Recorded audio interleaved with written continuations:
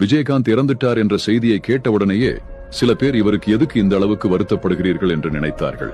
விஜயகாந்த் அப்படி என்றாலே அவரின் கர்ஜனை முகம் மட்டும் ஆவேச பேச்சும் தான் இன்றைய மக்களுக்கும் மனதில் பதிந்துள்ளது. ஆனால் கேப்டன் என்ற பெயருக்கு வரலாறு தெரியுமா? எம்ஜிஆர் காமராஜர் மறைவுக்கு பிறகு ஒரு அரசியல்வாதி இறந்ததற்கு மொத்த தமிழ்நாடும் அழுகுரலாக மாறியது விஜயகாந்த் மரணத்தில்தான்.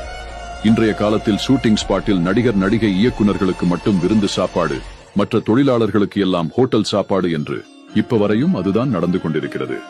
ஆனால் 1980 விஜயகாந்த் தன்னுடைய ஷூட்டிங் ஸ்பாட்டில் தான் சாப்பிட்ட அதே விருந்து சாப்பாடை தான் தன் சிலவில் கீழ்மட்ட தொழிலாளர்கள் வரைக்கும் வாங்கி கொடுத்து அவர்கள் சாப்பிட்டதை உறுதி செய்த பிறகுதான் அவர் சாப்பாட்டிலேயே கை வைத்துள்ளார். அந்த மனிதர் வாழ்நாள் முழுக்க தன் சினிமா சொத்துக்களை சேர்த்து வைக்காமல் மக்களுக்கு தேடி தேடி தர்மம் செய்தவர்.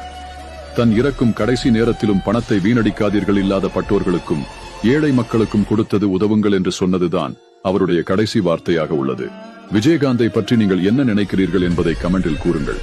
மற்றும் இதனை போன்ற தினம் ஒரு விஷயத்தை தெரிந்து கொள்ள என்னை பின்தொடருங்கள். Download ShareChat.